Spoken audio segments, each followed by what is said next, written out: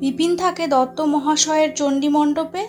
পাশের একখানা ছোট চালা ঘরে রাধিয়া খায়। দত্ত মহাশয় বাড়ি হইতেই প্রতিদিন চাল ডাল দেন।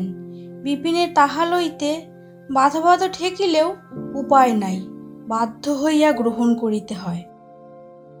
একদিন রোগী দেখিয়া সে একটি টাকা পাইল। দত্ত মহাশয়ের নাতিকে ডাকিয়া বলিল, হিরু, আজ তোমার মাকে বলো আজ আর আমায় সিধে পাঠাতে হবে না। রুগী দেখে কিছু পেয়েছি, তা থেকে জিনিসপত্র কিনে আনব। এখানে কিছুদিন থাকিয়া সে দেখিল একটা ডাক্তারখানা না খুলিলে ব্যবসা ভালো করিয়া চলিবে না। পাশের গ্রামের নাম কাপাসডাঙ্গা। সেখানে সপ্তাহে 2 বার হাট বসে। 8-10খানি গ্রামের লোক একত্র হয়। দত্ত মহাশয়ের সহিত পরামর্শ করিয়া সেখানে হাটতলায় এক চালা ঘরে টিনের উপর আলকাত্রা দিয়া নিজের নাম লিখিয়া ঝুলাইল। একটা কেরোসিন কাঠের টেবিলে অনেকগুলি পুরনো শিশি বোতল সাজাইয়া দত্ত মহাশয়ের চণ্ডীমণ্ডপ হইতে সেই হাতল ভাঙা চেয়ারখানা চাহিয়া আনিয়া টেবিলের সামনে পাতিয়া রীতিমতো ডিসপেন্সারি খুলিয়া বসিল। এই গ্রামেও লোক নাই, যেখানে সে থাকে সেখানেও লোক নাই। তাহার উপর নিবিড় জঙ্গল 2 গ্রামে। দিন মানেই বাঘ বাহির হয় এমন অবস্থা। কথা কহিবার মানুষ নাই। সকালে উঠিয়া সে এখানে আসিয়া ডাক্তারখানায় বসে। দুপুরে ফিরিয়া স্নান ও রান্নাবান্না করে। আহারান্তে কিছু বিশ্রাম করিয়া আবার হাটতলায় আসিয়া ডাক্তারখানা খোলে। চুপ করিয়া সন্ধ্যা পর্যন্ত বসিয়া থাকে। তারপর অন্ধকার ভালো করিয়া হইবার পূর্বেই দত্তবাড়ি ফিরিয়া যায়, কারণ পথের দুধারে বনে বাঘের ভয় আছে। রোগী বিশেষ আসে না। এসব অজপাড়া গায়ে লোকে চিকিৎসা করাইতে শেখে নাই। ঝাড় ফুঁক শিকড় বাকড়েই কাজ চালায়। বিপিন তাহা জানে, কিন্তু জানিয়া উপায় কি? তাহার মতো হাতুড়ে ডাক্তারের কোন শহরে স্থান হইবে? বাড়িতে তাহার বাবার একজোড়া পুরানো চশমা পড়িয়াছিল, সেটা সঙ্গে আনিয়াছিল। ডাক্তারখানায় বসিবার বা দৈবাৎপ্রাপ্ত কোনো রোগীর বাড়ি যাইবার সময়ে সেই চশমা চোখে লাগায়, কিন্তু সব সময় রাখা যায় না। সে চশমার কাচের ভিতর দিয়া সব যেন ঝাপসা দেখায়। যুবকের চোখের উপযুক্ত চশমা নয়, কাজেই অধিকাংশ সময়ে চশমা চোখ হইতে খুলিয়া পুছিবার ছুতা করিয়া হাতে ধরিয়া রাখিতে হয়। আশপাশের গ্রাম হইতে মাঝে মাঝে লোক হাটবারে আসিয়া ডিসপেন্সারিতে বসে। তাহারা প্রায়ই নিরক্ষর চাষি। চশমা পরা ডাক্তারবাবুকে দেখিয়া সম্ভ্রমের সহিত বলে, সালাম ডাক্তারবাবু, ভালো আছো? আপনার ডিসপেন্সিল ভালো চলছেন? নিজেদের মধ্যে বলা বলি করে, বড্ড ডাক্তার গো, ভালো জায়গার ছাওয়াল, হাতের পানি খালি ব্যামোসারে, চেহারাখানা দেখছো না চাচা? কিন্তু ওই পর্যন্ত। পয়সার যে খুব বেশি জমে তা নয়। ইহারা নিতান্ত গরিব, পয়সা দিবার ক্ষমতা ইহাদের নাই। একদিন একজন লোক তাহাকে আসিয়া বলিল, ডাক্তারবাবু, আপনাকে একটু দয়া করে যাতি হবে। রুগীর অবস্থা খুব সঙ্গীন। নরোত্তমপুরের যদু ডাক্তার এয়েছেন। আপনার নাম শুনে বললেন আপনারে ডাকতি, সলা পরামর্শ করবার জন্যে। বিপিন গতিক সুবিধা বুঝিল না। যদু ডাক্তারের নাম সে শুনিয়াছে, তাহারই মতো হাতুড়ে বটে, তবে অভিজ্ঞ ব্যক্তি। অনেক দিন ধরিয়া নাকি এ কাজ করিতেছে, আর সে একেবারে নূতন। যদি বিদ্যা ধরা পড়িয়া যায় তবে পসার একেবারে মাটি হইবে। বিপিন লোকটাকে তাড়াইবার উদ্দেশ্যে গম্ভীর মুখে কহিল, ওসব কনসাল্ট করার ফি আলাদা, সে আপনি দিতে পারবেন? কত লাগবে বাবু? যদুবাবু যা বলে দেবেন তাই দেব। যদুবাবুর সঙ্গে আমার কি সম্পর্ক? 3 টাকা ফি দিতে পারবে? হ্যাঁ বাবু, চলুন, 3 টাকাই দেবানি। মনীষী আগে না টাকা আগে? এত সহজে লোকটা রাজি হইবে বিপিন ভাবে নাই। বিপত্ত ঘাড়ে চাপিয়া বসিল দেখা যাইতেছে। বলিল, গাড়ি নিয়ে আসতে হবে, কিন্তু হেঁটে যাব না। রোগীর বাড়ি পৌঁছিয়া বিপিন দেখিল বাহিরের ঘরে একজন রোগামতো প্রৌঢ়লোক বসিয়া বিড়ি টানিতেছে। গায়ে কালো সার্জের কোট ও সাদা চাদর, পায়ে কেম্বিসের ফিতা আটা জুতা। বুঝিল ইনি যদু ডাক্তার। বিপিনের বুকের মধ্যে ঢিপ ঢিপ করিতে লাগিল। প্রৌঢ় লোকটি হাসিয়া কালো দাঁতগুলি বাহির করিয়া বলিল, আসুন ডাক্তারবাবু, আসুন, নমস্কার। এসেছেন এদেশে যখন, তখন দেখা একদিন না একদিন হবেই ভেবে রেখেছি, বসুন। বিপিন নমস্কার করিয়া বসিল। পাড়াগাঁয়ের চাষি লোকের বাহিরের ঘর অন্তপুর যেদিকে, সেদিকে কেবল মাটির দেয়াল, অন্য কোনো দিকে দেওয়াল নাই। নূতন ডাক্তারবাবুকে দেখিবার জন্য বহু ছেলে মেয়ে ও কৌতূহলী লোক উঠানে জড়ো হইয়াছে। এতগুলি লোকের কৌতূহলী দৃষ্টির কেন্দ্রস্বরূপ হওয়াতে বিপিন রীতিমতো অস্বস্তি বোধ করিতে লাগিল। কিন্তু ইহাও সে বুঝিল, আজ যদি সে জয়ী হইতে ফেরে, তবে তাহার নাম ও পসার আজ হইতেই এ অঞ্চলে সুপ্রতিষ্ঠিত হইয়া যাইবে। জিতিতেই হইবে তাহাকে, যে করিয়াই হোক। যদু ডাক্তার বলিল, আপনার পড়াশোনা কোথায়? বিপিন একটা জিনিস লক্ষ্য করিয়াছিল যদু ডাক্তার সম্পর্কে, লোকটা শিক্ষিত নয়। বিপিন মামলা মোকদ্দমা সম্পর্কে রানাঘাটে অনেক উকিল মুক্তারের সঙ্গে মিশিয়াছে। তাহাদের কথাবার্তার সুর ও ধরন অন্যরকম। সে চশমার ভিতর দিয়া যেন সম্মুখের নারকেল গাছের মাথার দিকে চাহিয়া আছে, এমনভাবে চশমা শুদ্ধ নাকের ডগাটি খুব উঁচু করিয়া বেপরোয়াভাবে বলিল, ক্যাম্বেল মেডিকেল স্কুলে। ও, কোন বছর পাশ করেছেন? আজ 3 বছর হলো। এদিকে কতদূর পড়াশোনা করেছিলেন? লোকটা নিতান্ত গেঁয়ো বটে। ভালো লেখাপড়া জানা লোকে এসব কথা প্রথম পরিচয়ের সময় জিজ্ঞাসা করে না। মানিদের বাড়ি সে এতকাল বৃথায় কাটায় নাই। সে খুব চালের সহিত বলিল, আইএসসি পাশ করে ক্যাম্বেল স্কুলে ঢুকি। যদু ডাক্তার যেন বেশ একটু ঘাবড়াইয়া গেল, বলিল, তা বেশ বেশ। বিপিন মানির প্রদত্ত ডাক্তারি বইগুলি পড়িয়া এটুকু বুঝিয়াছিল, রোগ নির্ণয় জিনিসটা বড় সহজ নয়, এবং ইহা লইয়া ডাক্তারে ডাক্তারে মতভেদ ঘটিলে সাধারণ লোকের পক্ষে ইহা বোঝা শক্ত যে কোনো ডাক্তারের মত অভ্রান্ত। সে বলিল, এ বাড়ির পেশেন্টের রোগটা কি? রেমিটেন্ট ফিভার, সঙ্গে রক্ত আমাশা আছে। দেখুন আপনি একবার। বিপিন ও যদু ডাক্তার বাড়ির মধ্যে গেল। রোগীর বয়স 19-20 বেশি নয়। চেহারা রোগের পূর্বে ভালো ছিল, বর্তমানে জীর্ণশীর্ণ হইয়া পড়িয়াছে। বিপিনকে যদু ডাক্তার বলিল, আপনি দেখুন আগে। বিপিন অনেকক্ষণ ধরিয়া নাড়ি টিপিয়া বুকে পিঠে নল বসাইয়া পিঠ বাজাইয়া বুক বাজাইয়া দেখিয়া বলিল, একটু নিউমোনিয়ার ভাব রয়েছে। যদু ডাক্তার তাড়াতাড়ি বিপিনের মতেই মত দিয়া বলিল, আগে হ্যাঁ, ওটা আমি লক্ষ্য করেছি। বিপিন সাহস করিয়া আন্দাজে বলিল, টাইফয়েডের দিকে যেতে পারে বলে মনে হচ্ছে। আজ 9 দিনের দিন বললেন না? আগে হ্যাঁ, 9 দিন। টাইফয়েডের কথা আমারও মনে হয়েছে। বিপিন দেখিল লোকটা ভরকাইয়া গিয়াছে, তাহার মতে মত দিতে খুবই আগ্রহ দেখাইতেছে। বলিল, আপনি একটা ভুল করছেন যদুবাবু। কুইনেনটা দেওয়া উচিত হয়নি। প্রেসক্রিপশনটা দেখি কদিনের। যদু সত্যই ভয় খাইয়া গিয়াছিল। সে 2খানা প্রেসক্রিপশন বিপিনের হাতে দিয়া ভয়ে ভয়ে বিপিনের মুখের দিকে চাহিয়া রহিল। সে হাতুড়ে ডাক্তার, আর এ তরুণ যুবক ক্যাম্বেল স্কুল হইতে বছর 2 পাশ করিয়াছে। আধুনিক ধরনের কত রকমের চিকিৎসা প্রণালীর সহিত পরিচিত। কি ভুলই না জানি বাহির করিয়া বসে। যদু ডাক্তারের কপালে বিন্দু বিন্দু ঘাম দেখা দিল। কিন্তু বিপিন বুঝিল অনেক দূর আগাইয়াছে, আর বেশি উচিত নয়। যদু ডাক্তারকে হাতে রাখিলে এসব পাড়াগাঁয়ে অনেক সুবিধা। এ অঞ্চলে তাহার যথেষ্ট পসার। সলা পরামর্শ করিতেও 2-4টা টাকা ভিজিট জুটাইয়া দিতে পারে তাহার হাতের মধ্যে। সে গম্ভীর সুরে বলিল, চমৎকার প্রেসক্রিপশন, ঠিকই দিয়েছেন, কিছু বদলাবার নেই। যদু ডাক্তার একবার সগর্বে চারিধারে সমবেত লোকজনের দিকে চাহিল। তাহার মন হইতে বোঝা নামিয়া গিয়াছে।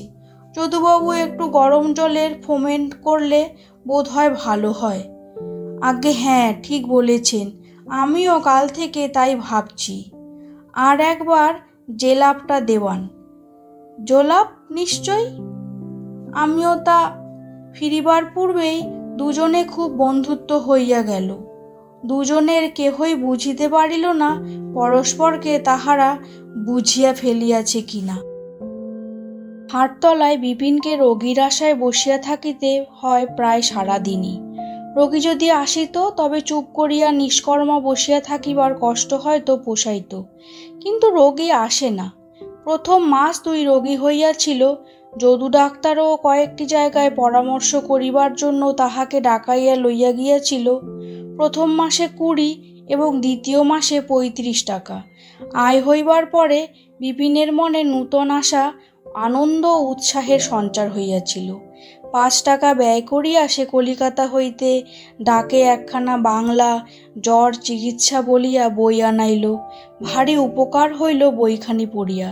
যদু ডাক্তারের ইচ্ছা ছিল তাহাকে দিয়া আসলারের বিখ্যাত বইখানা কেনাইবে। বিপিন বলিতে পারে না যে সে ইংরাজি এমন কিছু জানে না যাহাতে করিয়া সে আসলারের বই বুঝিতে পারে। সুতরাং সে কোনরূপে এড়াইয়া পাশ কাটাইয়া চলিতে লাগিল। তৃতীয় মাস হইতে কেন যে দুরবস্থা ঘটিল তাহা সে বোঝে না। প্রথম 2 সপ্তাহ তো শুধু বসিয়া। কে একজন 1 ডোজ ক্যাস্টর অয়েল লইয়া গিয়াছিল। 2 সপ্তাহের মধ্যে সেই একমাত্র রোগী ও খরিদ্দার। মুদির দোকানে বাকি পড়িতে লাগিল।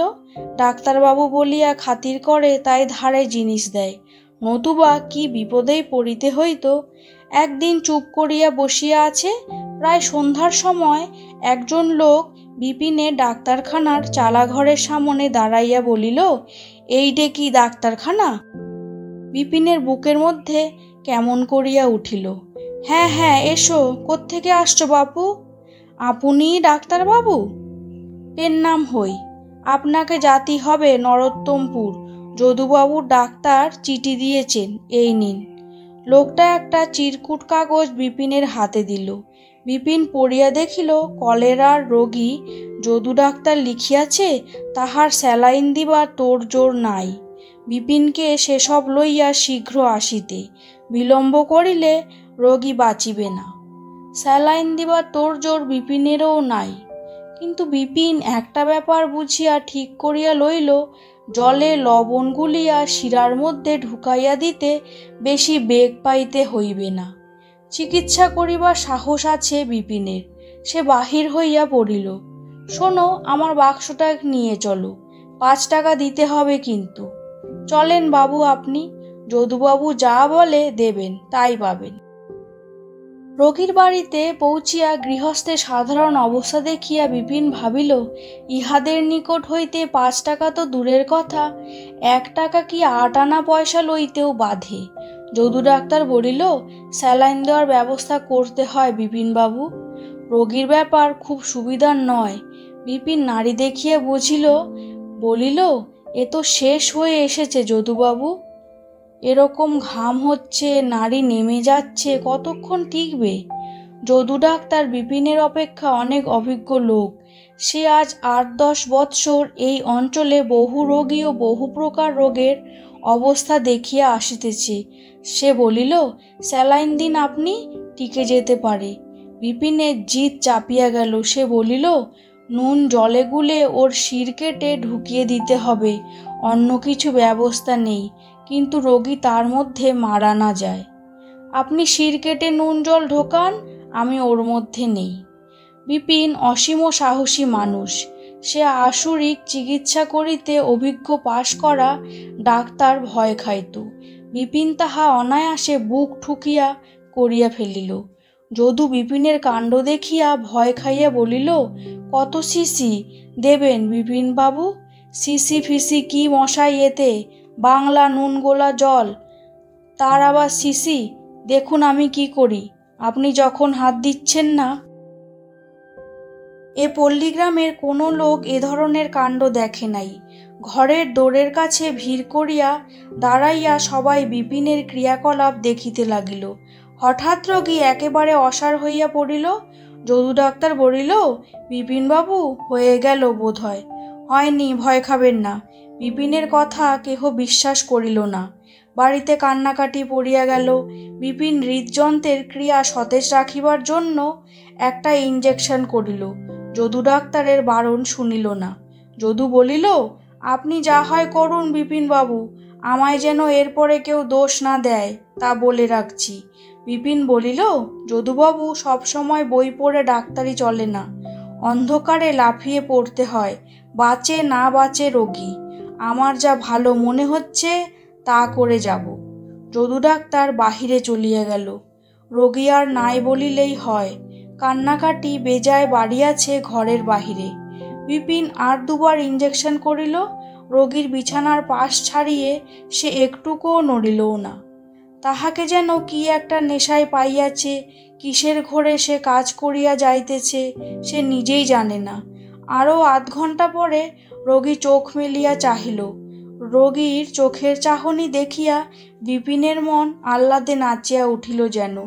সে লোকজন ঠেলিয়া বাহিরে গিয়া দেখিল যদু ডাক্তার উঠানের গোলায় তলায় দাঁড়াইয়া বিড়ি টানিতেছে ও কয়েকজন গ্রাম্য লোকের সহিত কি কথা বলিতেছে। আসুন যদুবাবু, এবার নারীটা দেখুন তো, আর ভয় নেই, সামলে নিয়েছে। যদু ডাক্তার আসিয়া রোগী দেখিয়া বলিল, বেঁচে গেল এ যাত্রা।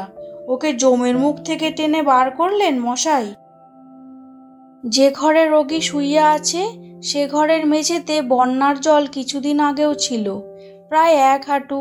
বাঁশের মাচার ওপর রোগী শুইয়া। ঘরের চারিদিকে চাহিয়া বিপিন দেখিল কয়েকটি দড়ির শিকা এবং ছেঁড়া কাঁথার পুটুলি ও হাঁড়িকুড়ি ছাড়া অন্য আসবাব নাই। ইহাদের কাছে ভিজিটের টাকা লইতে পারা যায়? বিপিন ও যদু বাহিরে চলিয়া আসিল। যদু বলিল, একটা ডাব খাবেন? ওরে বেটারা, এদিকে আয়, ডাক্তারবাবুকে একটা ডাব কেটে খাওয়া। গ্রামশুদ্ধ লোক ঝুঁকিয়া পড়িয়া বিপিনের চিকিৎসা দেখিয়াছিল। সকলে বলা বলি করিতে লাগিল, এত বড় ডাক্তার বা এমন চিকিৎসা তাহারা জ্ঞানে কখনো দেখে নাই। যদু ডাক্তার লোকটা চালাক, দেখিল এই স্থানে বিপিনের প্রশংসা করিলেই সে নিজেও খাতির পাইবে, নতুবা লোকে ভাবিবে যদু ডাক্তারের হিংসা হইয়াছে। সুতরাং সে বক্তৃতা সুরে সমবেত লোকজনের সামনে বলিল, ডাক্তার অনেক দেখেছি, কিন্তু বিপিনবাবুর মতো সাহস কোনো ডাক্তারের দেখিনি। হাজার হোক, পেটে বিদ্যে আছে কি না, ভয় ডর নেই কিছুতেই। একজন লোক কোটাচারে কচি ডাব কাটিয়া আনিল।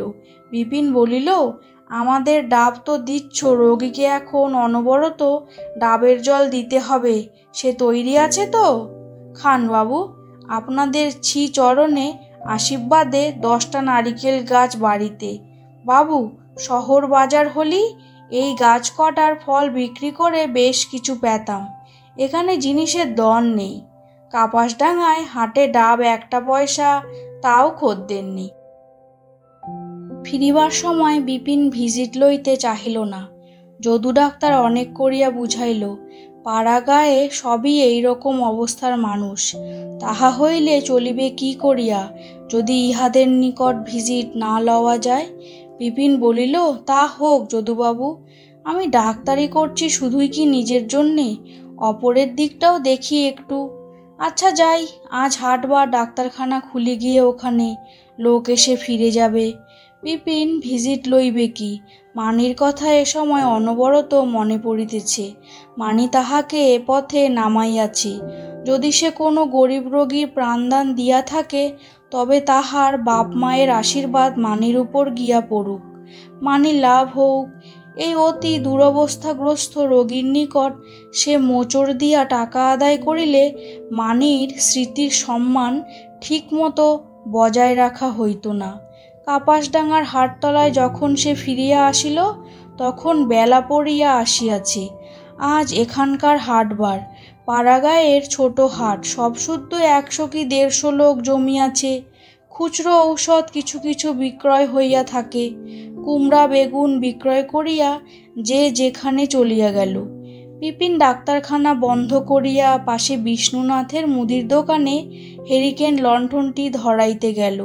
বিষ্ণু খরিদ্দারকে খৈল আর কেরাসিন তৈল মাপিয়া দিতেছে। বিপিন বলিল, বিষ্ণু বাড়ি যাবে না? বিষ্ণু বলিল, আমার এখনো অনেক দেরি ডাক্তারবাবু। এখন তবিল মেলাবো, কালকে তাগাদার ফর্দ তৈরি করব। আপনি যান। হ্যাঁ, ভালো কথা। আপনার যে ভারী সুখ্যাত শুনলাম। কে করলে সুখ্যাত? ওই সবাই বলা বলি করছিল আজ কোথায় রুগী দেখে এলেন, তাকে নাকি শির কেটে নুন গোলা জল ঢুকিয়ে কলেরার রুগী একেবারে বাঁচিয়ে চাঙ্গা করে দিয়ে এসেছেন। এই সব কথা বলছিল। সবারই মুখে ওই এক কথা।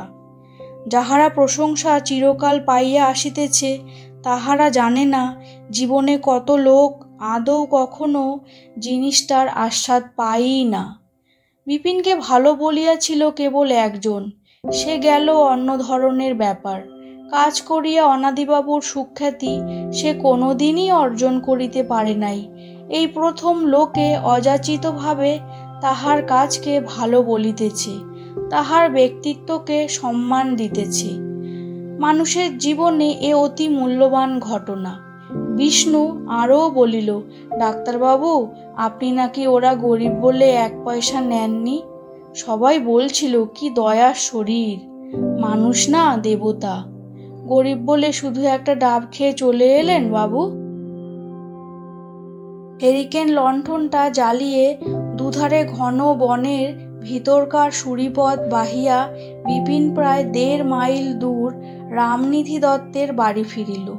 দত্ত মহাশয় চণ্ডীমণ্ডপেই বসিয়া বিষয় সংক্রান্ত কাগজপত্র দেখিতেছিলেন। তক্তপোষের উপর মাদুর বিছানো, সামনে কাঠের বাক্স, তাহার উপরে লণ্ঠন। বলিলেন, আসুন ডাক্তারবাবু, আজ বাড়িতে আমার জামাই মেয়ে এসেছে অনেক দিন পরে। আজ একটু খাওয়া দাওয়া আছে, তা আপনাকে আর হাত পুড়িয়ে রাঁধতে হবে না। 2খানা লুচি না হয় আপনি গরিবের বাড়ি। বিলক্ষণ, সে কি কথা? তা হবে এখন। ওসব কি বলছেন? জামাইবাবু কই? বাড়ির মধ্যে গিয়েছেন, এতক্ষণ বাওরের ধারে বেড়াচ্ছিলেন। চা খেতে ডাক দিলে তাই গেলেন। ওরে কেষ্ট, ডাক্তারবাবুকে চা দিয়ে যা। সন্ধে আহ্নিক সেরে ফেলুন, হাত পা ধুয়ে। ইহারা কখনো চা খায় না। আজ জামাই আসিয়াছে, তাই চা খাওয়ার ও দেওয়ার ব্যস্ততা। বিপিনের হাসি পাইল। একটু পরে দত্তমশায়ের জামাই বাহিরে আসিল। বিপিনের সমবয়সী হইবে, দেখিতে শুনিতে খুব ভালো নয়, মুখে বসন্তের দাগ। দত্ত মহাশয়ের কথায় সে বিপিনের পায়ের ধুলা লইয়া প্রণাম করিয়া তক্তপোষের একপাশে বসিল। বিপিন বলিল, জামাইবাবু কোথায় থাকেন? আজ্ঞে কুলে বয়রা, সেখানে তামাকের ব্যবসা করি। এখানে কদিন থাকবেন তো? থাকলে তো চলে না, এখন তাগাদাপত্তরের সময়, নিজে না দেখলে কাজ হয় না। পরশু যাব ভাবছি। জামাইয়ের সঙ্গে অনেক কথাবার্তা হইল। আজ এবেলা রান্নার হাঙ্গামা নাই বলিয়াই বিপিন নিশ্চিন্ত মনে গল্প করিবার অবকাশ পাইয়াছি। দত্ত মহাশয়ের সঙ্গে অন্যদিন যে গল্প হয় তাহা বিপিনের তেমন ভালো লাগে না। দত্ত মহাশয় শুধু রামায়ণ মহাভারতের কথা বলেন। আজ সমবয়সী একজন লোককে পাইয়া অনেক দিন পরে সে গল্প করিয়া বাঁচিল। তামাক খাইবার উপায় নাই। দত্ত মহাশয় বসিয়া আছেন। অনেকক্ষণ পরে বোধ হয় তার খেয়াল হইল তিনি উপস্থিত থাকাতে ইহাদের ধূমপানের অসুবিধা হইতেছে। বলিলেন, তাহলে বসুন ডাক্তারবাবু, আমি দেখি খাওয়া দাওয়ার কত দূর হলো। এদিকে রাতও হয়েছে। কিছুক্ষণ পর বাড়ির ভিতর হইতে আহারের ডাক পড়িল। পাশাপাশি খাইবার আসন পাতা হইয়াছে দত্ত মহাশয় ও জামাইয়ের। বিপিন ব্রাহ্মণ, সুতরাং তাহার আসন একটু দূরে পৃথকভাবে পাতা। একটি 24-25 বছরের তরুণী লুচি লইয়া ঘরে ঢুকিয়া সলজ্জভাবে বিপিনের দিকে চাহিল। দত্ত মহাশয় বলিলেন, এইটি আমার মেয়ে শান্তি। ডাক্তারবাবুকে প্রণাম করো মা। তরুণী লুচির চুপড়ি নামাইয়া রাখিয়া বিপিনের পায়ের ধুলা লইয়া প্রণাম করিল। তারপর সকলের পাতে লুচি দিয়া চলিয়া গেল। বিপিনের হঠাৎ মনে পড়িয়া গেল আর একদিনের কথা, মানিদের বাড়ি, সেও এইরকম জামাই আসিয়াছিল, রান্নাঘরে এইরকম জামাইবাবু, অনাদিবাবু ও সে খাইতে বসিয়াছিল। সেদিন আড়ালে ছিল মানি, 1.5 বৎসর আগের কথা। আর কি তাহার সঙ্গে দেখা হইবে? সম্ভব নয়। দেখা সাক্ষাতের সূত্র ছিঁড়িয়া গিয়াছে, আর সে সম্ভাবনা নাই। ভাবিতেই বিপিনের বুকের ভিতরটা মোচড় দিয়া উঠিল। লুচির ডেলা গলায় আটকাইয়া গেল, কান্না ঠেলিয়া আসে, মন হু হু করিয়া উঠিল। ইহারা কে? ওই যে শ্যামা মেয়েটি 8 ঘোমটা দিয়া পরিবেশন করিতেছে, কে ও? বিপিন ইহাদের চেনে না। অতি সুপরিচিত পরিবেশের মধ্যে ইহারা সবাই অপরিচিত। কোনো দিক দিয়াই বিপিনের সঙ্গে ইহাদের কোনো যোগাযোগ নাই। শান্তি আসিয়া পায়েসের বাটি প্রত্যেকের পাতের কাছে রাখিয়া সেই ঘরের মধ্যেই দাঁড়াইয়া রহিল।